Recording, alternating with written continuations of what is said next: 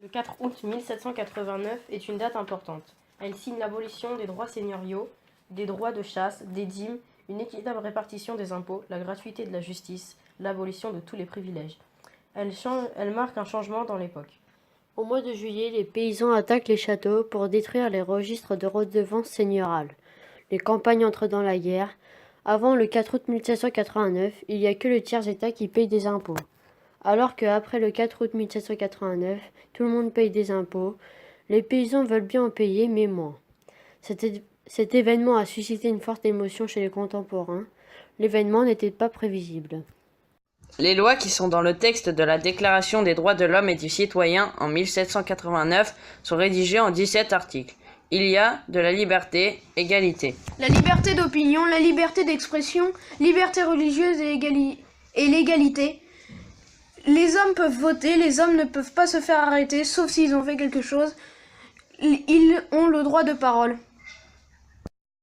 En avril 1792, la guerre a été déclarée par la France contre l'Autriche. Le roi complote avec l'Autriche car le peuple ne l'écoute plus et parce que sa femme est autrichienne. Brunswick, chef de l'armée autrichienne, déclare au peuple que s'ils font du mal au roi ou à sa famille, ils livreront la ville de Paris à une exécution militaire.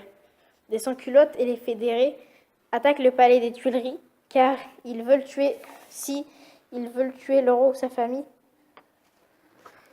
Ils ont blessé une centaine d'insurgés ou même tué. L'Assemblée législative abdique devant le peuple et suspend Louis XVI de ses fonctions, et qui devient Louis Capet, car le peuple de Paris se sont révoltés. C'est-à-dire que ce n'est plus un roi, c'est pour ça que c'est historique. Les sans-culottes sont des personnes révolutionnaires qui portent un pantalon et pas de culotte. Les fédérés sont des personnes qui font partie des gardes venus de toute la France. Cette histoire se passe le 10 août 1792.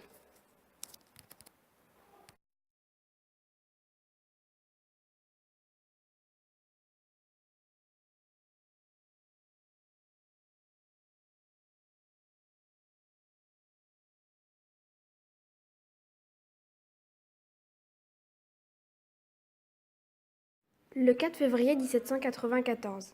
Le 4 février est la date où le décret qui abolit 10 Brumaire 1799 est la date du coup d'État fait par Napoléon Bonaparte qui a failli échouer à cause d'une instance de direction, mais qui est sauvé par l'arme. Après quoi, il fonde le consulat et en devient le premier consul. Après le coup d'État de Napoléon, il voit sa popularité redescendre. En ayant mis en place le consulat, il termine la révolution et les droits du peuple. Il confirme que la révolution est terminée avec